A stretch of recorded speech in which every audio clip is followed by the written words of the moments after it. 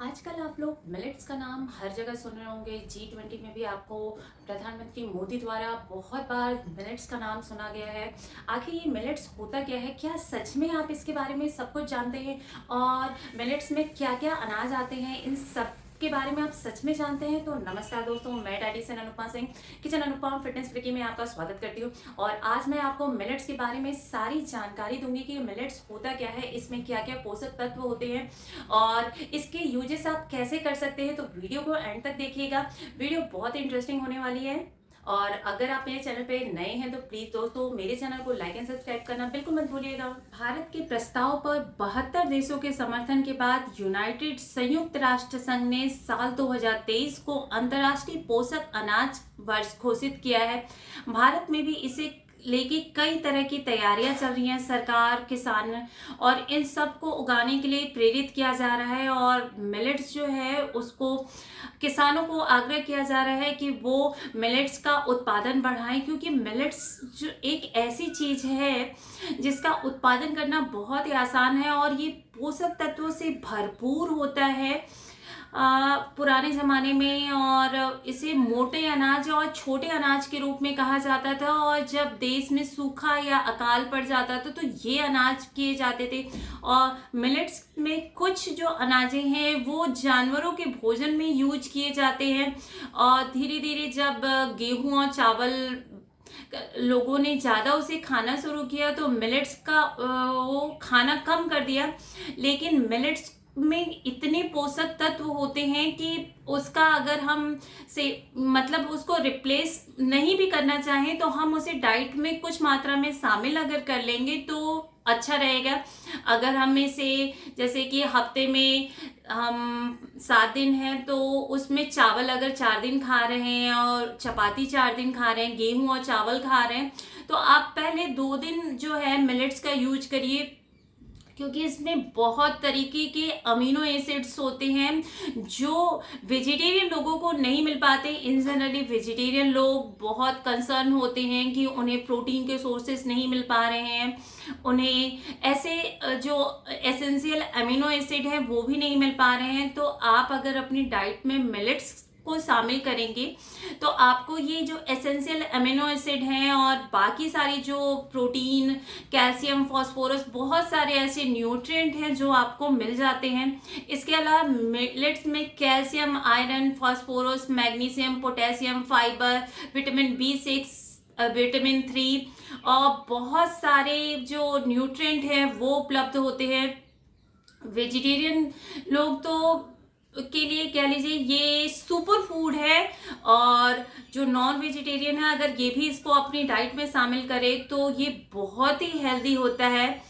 Millet का एक और बेनिफिट है कि ये बॉडी को एसिडिक नहीं होने देता है, क्योंकि मिलेट्स मोटे अनाज में काउंट होता है तो ये बॉडी को एसिडिक नहीं होने देता है। इसके अलावा कहा जाता है कि मिलेट्स में टाइप 1 और टाइप 2 की जो डायबिटीज़ है उसको प्रिटेंड करने में ये काफ़ी हेल्प करता है। और अगर किसी को डायबिटीज़ है और टाइप 1 या टाइप 2 की डायबिटीज़ है, या ऐसे ही आप अपने मिलेट्स आप अपनी डाइट में मिलेट्स को शामिल करिए तो ये आपके लिए काफ़ी अच्छा रहेगा और आप ये इन सारी बीमारियों से दूर रहेंगे। मिलेट्स का एक और बेनिफिट है कि आपको ये गैस, कॉन्स्टिपेशन और ये सारी की जो प्रॉब्लम होती है, या आफ्टर एज, आप आफ्टर 30, आफ्टर 40 आपको ये सारी प्रॉब्लम अक्सर का हो जाती है, तो मिलेट्स को आप यूज करिए। तो चलिए, होपफुली मैंने मिलेट्स के बारे में आपको सारी बता दी होंगी कि इसके क्या क्या बेनिफिट्स हैं। चलिए आपको बताती हूँ कि मिलेट्स कितने टाइप के होते हैं। यूजुअली आपने मिलेट्स में रागी, जौ, बाजरा, ये 3 तरह के जो मिलेट्स हैं वो देखे होंगे। जैसे ज्वार, यूजुअली आप यहाँ नॉर्थ इंडिया में आपको ज्वार, बाजरा और रागी, ये तीनों चीज़ें तो आसानी से मिल जाती है मार्केट में। इसके अलावा 5 तरीके के और मिलेट्स होते हैं। उसमें कंगनी, आप कंगनी बहुत छोटे छोटे इसके दाने होते हैं। इसके अलावा कोंदू, कोंदू के भी दाने जो है इन जनरली मिलेट्स को जो कहा जाता है कि वो छोटे और मोटे अनाज होते हैं, तो ये सारे ही जो मैं आपको नाम बता रही हूँ, ये सारे ही बहुत छोटे छोटे और जैसे कि आप साबूदाने के जो दाने होते हैं ना, उसके बराबर होते हैं। बाजरा तो आपने यूजुअली देखा होगा। इसके अलावा चेना होता है, चेना भी छोटे छोटे और इसके बहुत ही छोटे छोटे दाने होते हैं। इसके अलावा कुटकी होता है, और कुटकी के अलावा सावा होता है, जिसको आप श्यामा का चावल व्रत में भी खाते हैं। तो ये 5 तरीके जो मिलेट्स हैं, ये आपको north India, south India, Bharat के अलग अलग हिस्सों में, ज़्यादातर पहाड़ों पे भी ये काफ़ी होता है, क्योंकि वहाँ के क्लाइमेट ऐसे होते हैं कि वहाँ नॉर्मली अनाज नहीं उगाए जा सकते हैं। तो ये जो एक ऐसा चीज़ है जिसमें आपको पानी जो है, अगर कहीं सूखा पड़ रहा है तो पानी की आपूर्ति नहीं भी हो रही है, तो ये चीज़ आप आसानी से किसान उगा सकते हैं।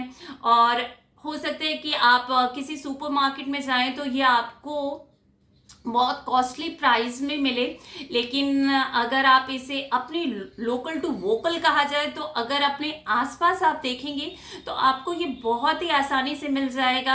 आप छोटे से किराना के शॉप पे जाइए, वहाँ पे आपको ये सारी चीज़ें मिल जाएंगी। इसके अलावा आप अभी गांव जाइए या पहाड़ों पे भी जाइए, तो आपको ये छोटे छोटे आराम से ये सारी चीज़ें मिल जाएंगी। कंगनी, कोंदू, चेना, कुटकी और सावा, ये जो 5 तरीके के मिलेट्स हैं, ये भी आपको आसानी से मिल जाएंगे। इसके अलावा ज्वार, बाजरा और रागी, तो आप ये तीनों तो होपफुली मिलेट्स जानते होंगे, क्योंकि इनका यूज़ तो सब जगह ये नॉर्मल मार्केट में भी आपको मिल जाते हैं। रागी जो होता है वो बहुत ही हेल्दी होता है।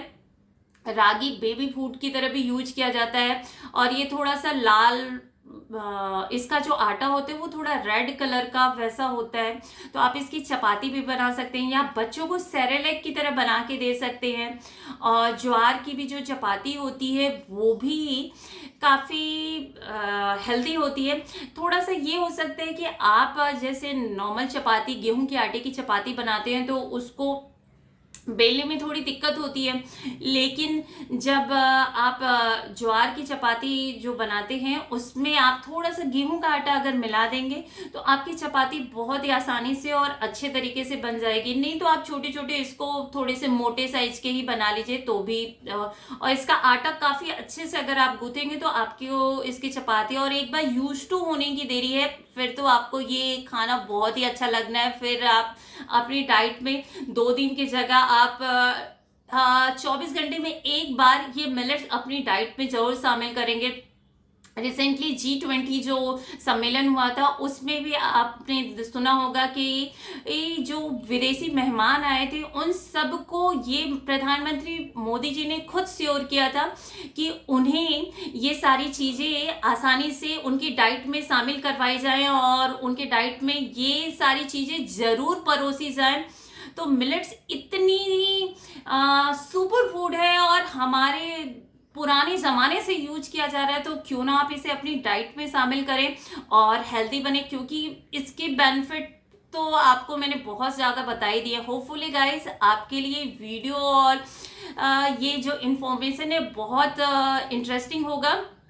अगर आपको मेरी जानकारी अच्छी लगी हो तो अपने फ्रेंड्स एंड फैमिली के साथ भी इसे शेयर करिए, क्योंकि ये जानकारी ही उन्हें और हेल्दी बना सकती है।